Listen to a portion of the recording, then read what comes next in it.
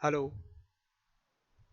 कल हम लोग डिस्कस कर रहे थे variation of mass with the velocity, dependence of mass on the velocity of the moving particle. Equation जो हम लोगों ने डेवलप किया था, आपको याद ही होगा, आपके नोट में लिखा भी होगा। m is equal to M zero divided by square root one minus we square by C square. जहाँ पर नोटेशंस मैं फिर लिख नहीं रहा हूँ, लेकिन सब कुछ बहुत स्पष्ट है। सिंपल सा इक्वेशन है। m0 is the rest mass of the particle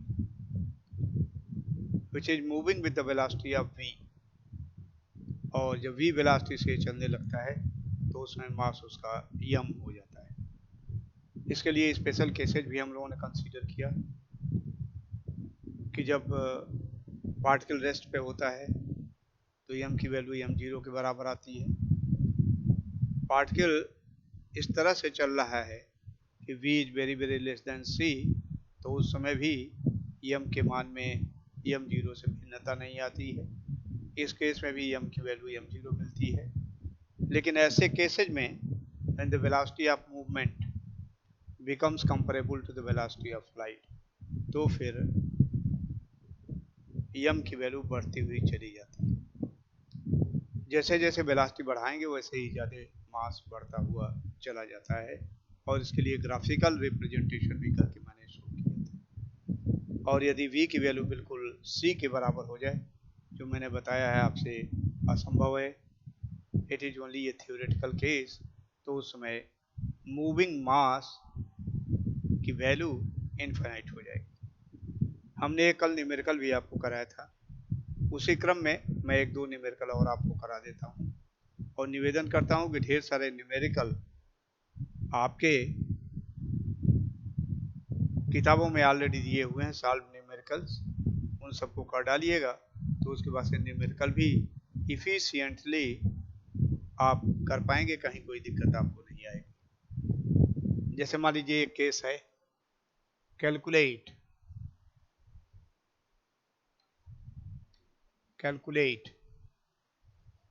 the velocity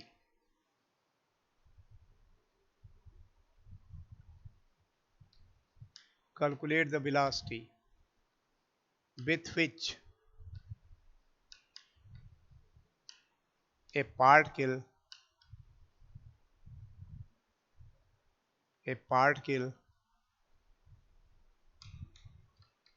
of rest mass m0,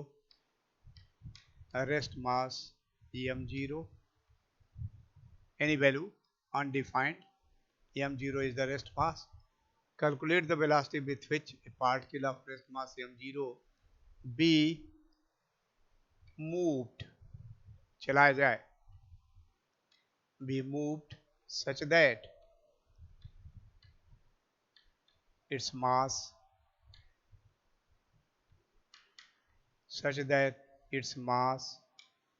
becomes 11 times m0 दिया हुआ है तो 11 m0। एक बॉडी है आपके पास, पार्टिकल है, रेस्ट मास उसका m0 है।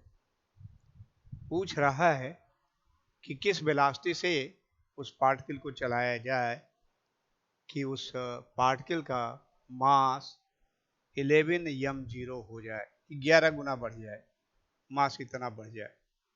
तो दिया है आपको m is equal to 11 m0, it is given. m0 उसका रेस्ट मास है, और इतनी स्पीड से उसको चलाया जा रहा है कि उसका मास 11 times of the rest mass हो जा रहा है, तो m is equal to 11 m0 है। वेलोसिटी की वैल्यू v की निकालनी है। सूत्र का जो आप प्रयोग करेंगे वो सूत्र है m is equal to m0 divided by square root 1 minus we square by C square. Value रख दीजिए, m की जगह पर 11 m0 this is equal to m0 divided by square root 1 minus B square by C square. अब यस है, m की value 11 m0 है, सब्स्टिट्यूट कर दिया, it is given m0 cancels, we get square root 1 minus b square by c square. This is equal to 1 by 11. 1 by 11 square कर दिया जाए और ट्रांसफर किया जाए। ये कर चुके हो आप, इसलिए मैं एक ही स्टेप में कर ले रहा हूं। तो v बाई सी स्क्वायर की वैल्यू आ जाएगी, this is equal to 1 minus और इसका स्क्वायर, तो 1 माइनस 1 बाई 121। इसका एलसीएम ले लीजिए, घटा दीजिए, तो 120 बाई 121 अर्थात v will be equal to square root 120 by 121 is 11 into c. So this is the expression for the velocity. जिस वेलोसिटी से उस पार्टिकल को चलाया जाए तो उस पार्टिकल की मास इतनी बढ़ेगी कि वो अपने रेस्ट मास का 11 टाइम्स हो जाए, और इस तरह से इन इक्वेशंस को लगा सकते हो। मैंने आपको बताया है, उत्तर आप c के टर्म में लिख सकते हो, या c की जगह पर 3 × 10⁸ मीटर पर सेकेंड लिख सकते हो। गुणा करके निकालोगे तो फिर v की वैल्यू निकलेगी, न्यूमेरिकल वैल्यू आ जाएगी, लेस देन c आएगी, लेकिन वहाँ फिर इकाई लिखना आवश्यक है आपको, फिर मीटर पर सेकेंड आप लिखेंगे, लेकिन यहाँ इकाई लिखना आवश्यक नहीं। एक और आपकी सुविधा के लिए न्यूमेरिकल में करा देता हूँ। इसमें दो विभिन्न फेनोमेनन जो आपने पढ़ रखा है, लेंथ कंट्रैक्शन और variation of mass with velocity, इन दोनों के संयोग से इस तरह का न्यूमेरिकल बनता है, और इसमें दोनों का प्रयोग करेंगे। दोनों का प्रयोग करके जो रिक्वायर्ड आंसर आपसे पूछा गया है उसका उत्तर आप दे पाएंगे। जैसे मान लीजिए, the length of A rod,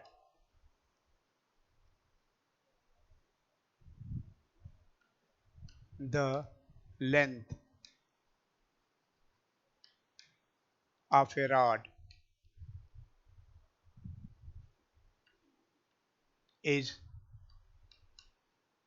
2 meter.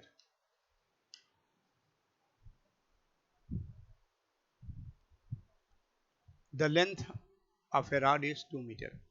एक रॉड है 2 मीटर लंबाई का है, वो आपको दिया हुआ। It is moved. It is moved with such a velocity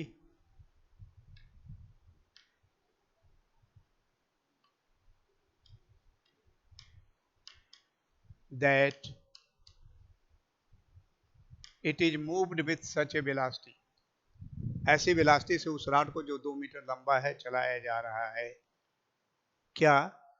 such a velocity that its mass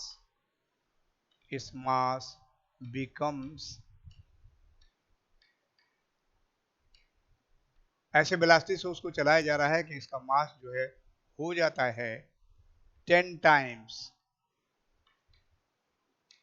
10 गुना हो जाता है, 10 times of its rest mass.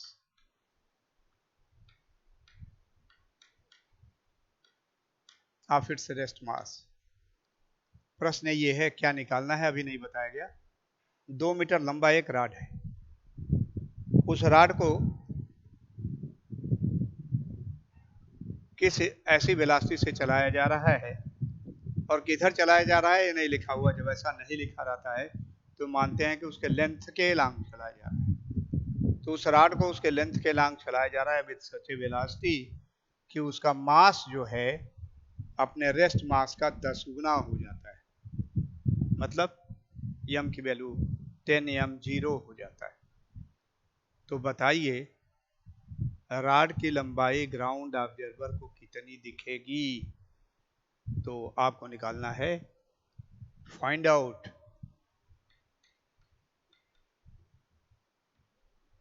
The length of the rod, length of the rod observed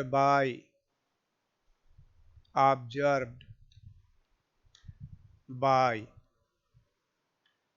ground observer. Relativistic length उसकी निकालनी है ground observer द्वारा। Length उसका कितना दिखेगा? ऑब्वियसली लेंथ कॉन्ट्रैक्ट कर जाएगा। मैं फिर से आपको इस न्यूमेरिकल के थीम को बता दूं। एक रॉड है, 2 मीटर लंबा है। रॉड के लंबाई के लॉन्ग ऐसी वेलोसिटी से चलाया जा रहा है कि उसका मास बढ़ेगा। जब चलाएंगे तो आप बढ़ेगा, ऑब्वियस, जैसे किए हो, कल भी एक न्यूमेरिकल किया था। तो बढ़ेगा और इतना बढ़ जाता है कि अपने रेस्ट मास m0 का 10 टाइम्स हो जाता है। तो बताइए रॉड की लंबाई ग्राउंड ऑब्जर्वर को कितना दिखेगा? इसको हम कहते हैं रिलेटिविस्टिक लेंथ कितनी दिखेगी। प्रॉपर लेंथ रॉड का है 2 मीटर। दिया हुआ है आपको m is equal to rest mass का 10 गुना हो जाता है 10m0। ये दिया हुआ है। सूत्र का आप प्रयोग क्या करेंगे? m is equal to m0 divided by square root 1 minus v square by c square. m दिया हुआ है, m0 के टर्म में दिया हुआ है, तो यहां से वेलोसिटी की वैल्यू निकल जाएगी। लेकिन आपको वेलोसिटी की वैल्यू नहीं निकालनी है। ऐसी वेलोसिटी से चल रहा है कि उसका मास 10 रेस्ट मास का 10 गुना हो जाता है। तो बताइए उसकी लंबाई कितनी दिखेगी, रिलेटिविस्टिक लंबाई। तो लेंथ कंट्रैक्शन के फार्मूले को भी यहाँ लगाना पड़ेगा। L is equal to L0 square root 1 minus v square by c square, where L is the relativistic length of the rod, L0 is the proper length of the rod. Proper length इसका 2 metre दिया हुआ है। तो इसे करने के लिए ऐसा करिए, इस इक्वेशन से square root 1 minus v square by c square की वैल्यू निकालो।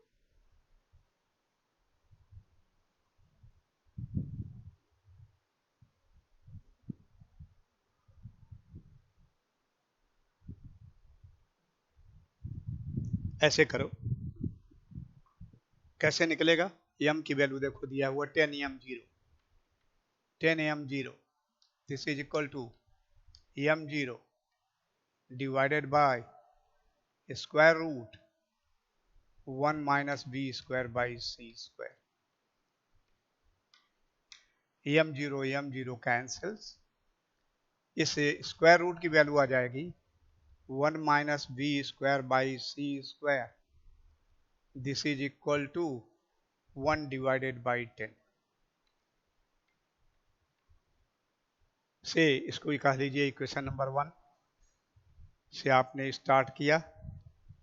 गिवन पैरामीटर जो दिया हुआ है उसकी मदद आपने ली और उसके सहायता से इसे square root 1 minus we square by C square की वैल्यू आपने निकाल ली से equation number 2।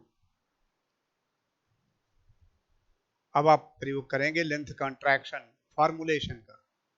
According to the length contraction formulation L is equal to L0 square root 1 minus we square by C square.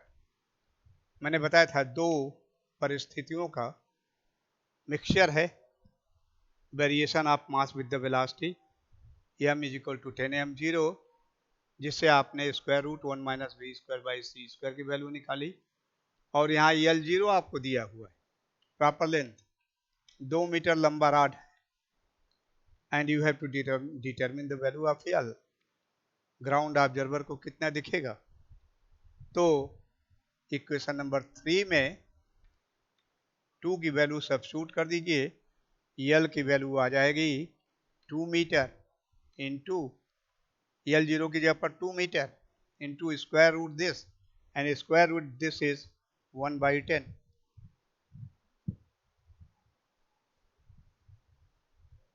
2 into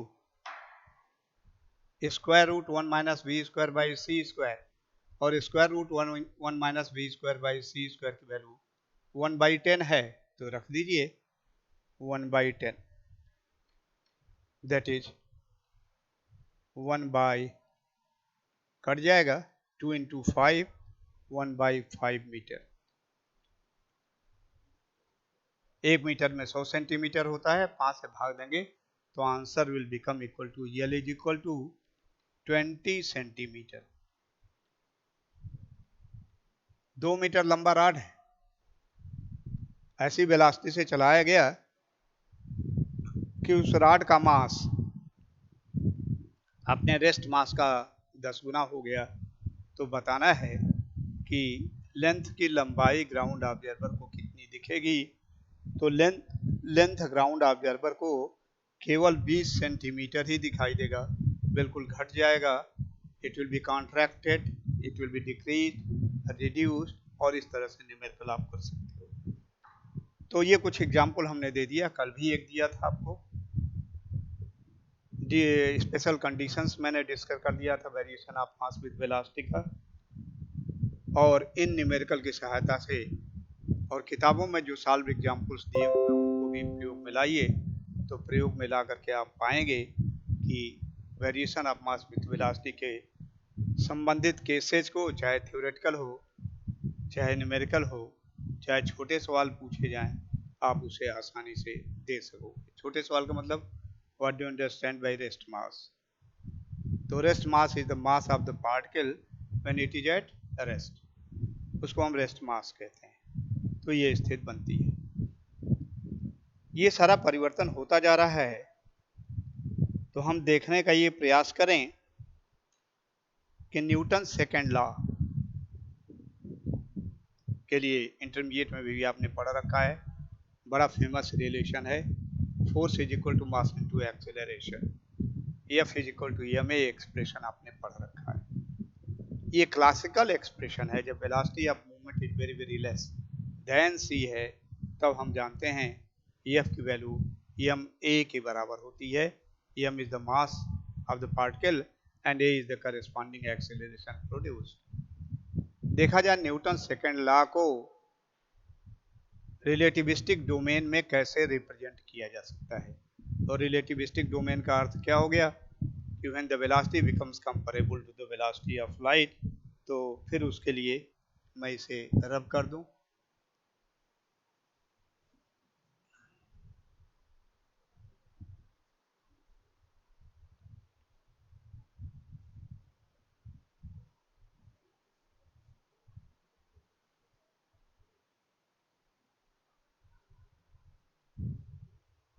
बिल्कुल वैसे ही start करेंगे जैसे Newton second law को आप परिभाषित करते हो. The force applied is proportional to the rate of change of momentum and takes place in the direction of force. तो मोमेंटम उसी दिशा में क्रिएट होता है जिस डायरेक्शन में फोर्स लगाई जाती है. तो उसी इक्वेशन का हम प्रयोग करेंगे. F the force, it is equal to rate of change of momentum dp by dt. F is the force applied, P is the momentum, और मोमेंटम को आप जानते हो संवेग, मास इनटू वेलोसिटी. तो इसको लिखा जा सकता है F is equal to the time derivative of P mass into velocity, the momentum, संवेग की वैल्यू लिखी जा सकती है.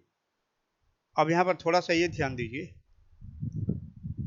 ब्रैकेट के अंदर जो दो पैरामीटर्स आ रहे हैं m और v, हम अब तक केवल वेलोसिटी को वेरिएबल मानते थे, मास को कांस्टेंट मानते थे क्लासिकल मैकेनिक्स में, जबकि velocity of movement is very very less then the velocity of light.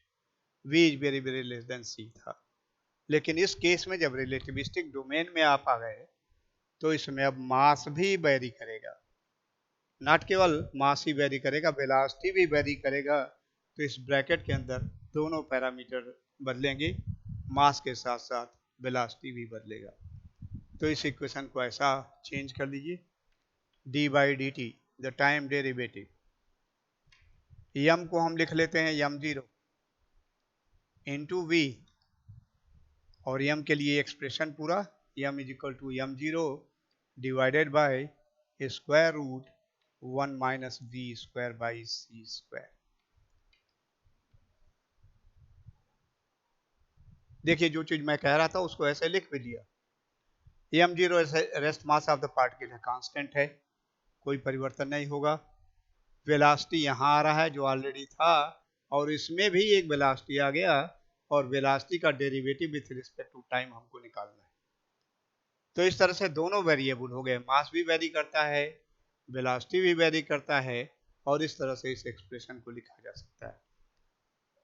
This can further be written as M zero taken outside, M zero the time derivative of v, M zero को बाहर आपने ले लिया तो v, और ये denominator है में है, इसको भी न्यूमरेटर में हम लिख लें तो ये हो जाएगा into 1 minus we square by C square, square root है तो 1/2, और डिनोमिनेटर से न्यूमरेटर में गया तो माइनस हाफ।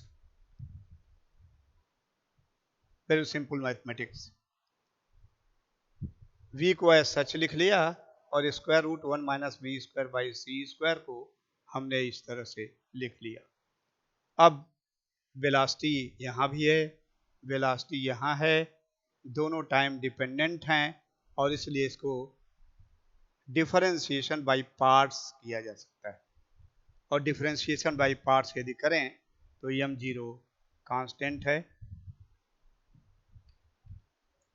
क्या सूत्र होता है?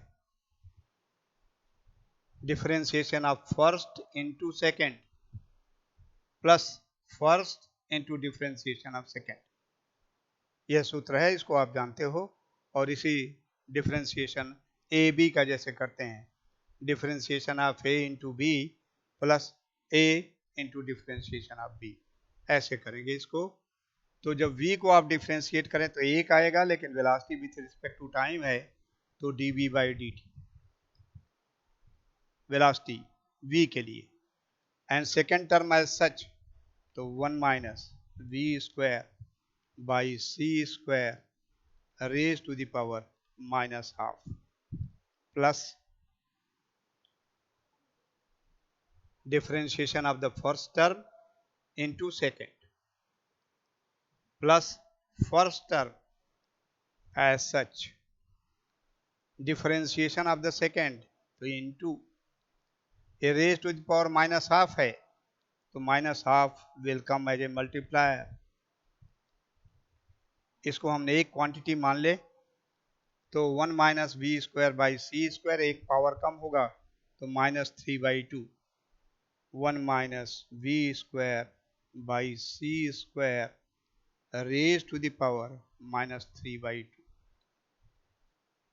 और यही समाप्त नहीं हुआ अभी, क्योंकि इसको आपने एक टर्म मान करके 1 minus we square by C square को इसको डिफ्रेंशिएट किया है, तो minus half and this quantity raise to the power -3/2।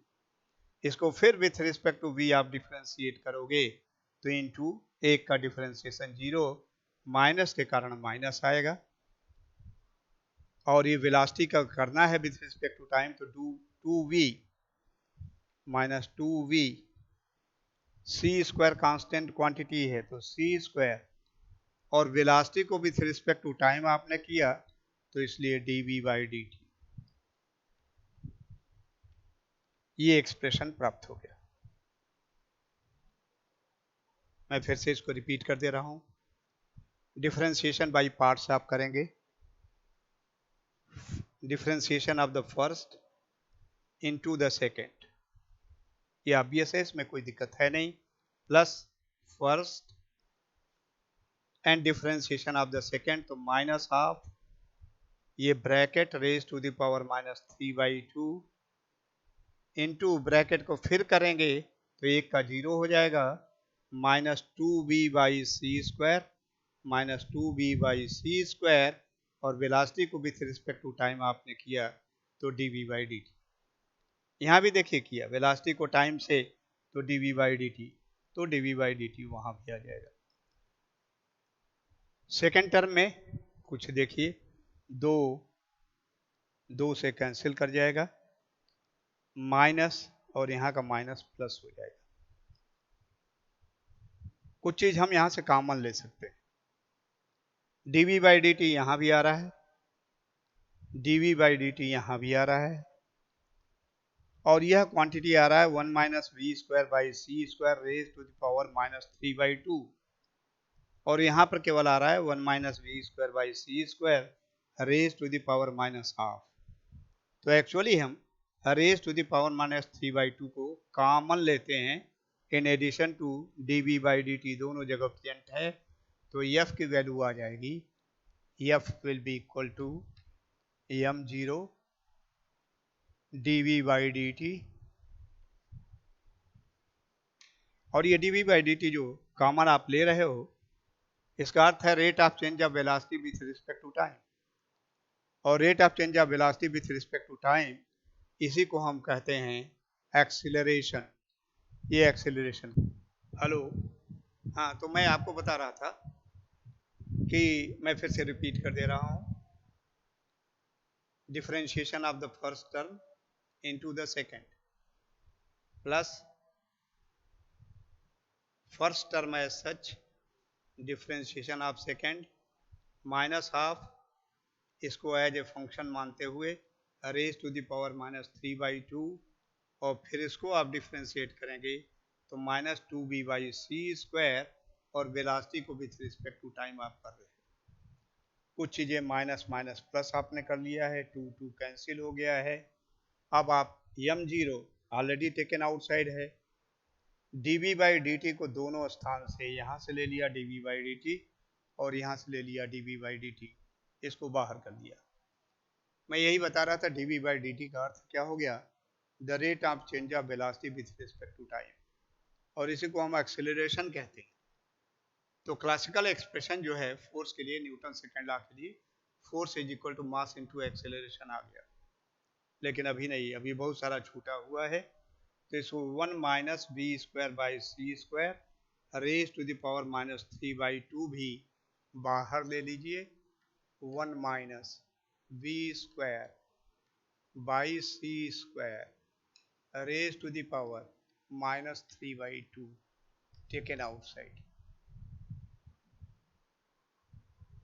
D v by d t में कोई समस्या नहीं, एम जीरो ऑलरेडी ले चुके हो, और इसको हम ले रहे हैं 1 minus B square by C square raise to the power minus 3/2। अब पहले टर्म में क्या बचेगा, ये 1 minus B square by C square raise to the power minus 3/2 होना है माइनस हाफ, तो इसलिए इसी क्वांटिटी से भाग देंगे तो ऊपर जा करके माइनस 3/2 होगा, और यदि डिवाइड करेंगे तो उतना ही का गुणा करना पड़ेगा, तो 1 minus B square by C square से मल्टीप्लाई भी करना पड़ेगा। 1 minus B square by C square से आपने डिवाइड किया तो ये माइनस 3/2 बना देगा, और ये 1 minus B square by C square से मल्टीप्लाई करेंगे, बचेगा तो पहले टर्म से बचेगा 1 minus we square by C square, ये पहले टर्म से। इसकी जगह पर माइनस 3/2 लिखना है, तो माइनस 3/2 लिखने के लिए 1 minus we square by C square से डिवाइड और उसी से मल्टीप्लाई, डिवाइड वाला माइनस 3/2 हो जाएगा, मल्टीप्लाई वाला आपने लिख दिया, प्लस दूसरा टर्म देखिए, ये 1 minus we square by C square raise to power minus 3/2 और d v by d t ये आपने बाहर ले लिया है, बचा क्या फिर, plus v into v square by C square. फिर देखिए d v by d t को बाहर आपने लिया है, इसको आपने कॉमन लिया, तो यहाँ से केवल v बचा, यहाँ से भी v बाई सी स्क्वायर या v square by C square बच जाएगा। तो सेकेंड टर्म में will be getting v square by c square.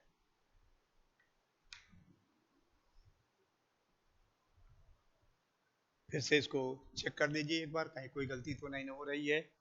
m0 पहले ही आप बाहर ले चुके हो, dv बाई dt भी कॉमन आपने ले लिया, 1 minus B square by C square raise to the power minus 3/2 आपने कॉमन लिया, तो यहाँ पर बच गया 1 minus B square by C square, और दूसरे टर्म से आ गया plus b square by C square. Obviously ये दोनों कैंसिल कर जाएंगे और फिर एक्सप्रेशन आ जाएगा F is equal to mass dv by dt, m0 dv by dt 1 minus v square by C square raise to the power minus 3/2। तो ये करेक्टेड फॉर्म है न्यूटन्स सेकेंड लॉ का in the relativistic domain. Classical domain में आप जानते हो केवल force की वैल्यू मास इंटू एक्सेलरेशन होता है, लेकिन मास इंटू एक्सेलरेशन के अलावा इतना और आपको मिल जाएगा रिलेटिविस्टिक मैकेनिक्स में। यहाँ देख भी लो, यदि v की value very very less than c है, क्लासिकल केस में यदि जा रहे हो तो v square by C square की वैल्यू और कम हो जाएगी, एक की तुलना में छोड़ सकते हो, या ब्रैकेट एक हो जाएगा। तो in the case when v is very very less than c, यदि ऐसा लिया जाए तो f की value m0 dv by dt, और इस केस में when v is very very less than c, m और m0 एक ही होता है, तो m इंटू एक्सेलरेशन, ये जो क्लासिकल एक्सप्रेशन है न्यूटन सेकेंड लॉ के लिए, वो मिल जाएगा। Force is equal to mass into acceleration in the classical mechanics case when v is very very less than c, otherwise in the relativistic case when the velocity of movement becomes comparable to the velocity of light, तब इसके लिए Newton second law के लिए यह रूप होगा। प्रश्न आपका यही आएगा, what is the form of Newton's second law in relativistic mechanics when the velocity of movement becomes comparable to the velocity of light। तो क्या न्यूटन्स लॉ को कैसे एक्सप्रेस किया जाएगा, और यदि आपसे ऐसे पूछ दिया जाए तो उस न्यूटन्स लॉ को एक्सप्रेस करने का ये तरीका होगा, और इस तरह से आप निकाल सकते हैं। इसी की सहायता से हम थोड़ी नई बात भी फिर अगले लेक्चर में हम आपको बता देंगे। फोर्स जो है मास और वेलोसिटी दोनों पर डिपेंड करता है, मास भी वेरिएबल है, वेलोसिटी भी वेरिएबल है, और चूंकि दोनों वेरिएबल हैं तो इसकी सहायता से हम क्या नया और प्राप्त कर सकते हैं, ये फिर अगले लेक्चर में मैं आपको बताऊंगा। So this is all for today.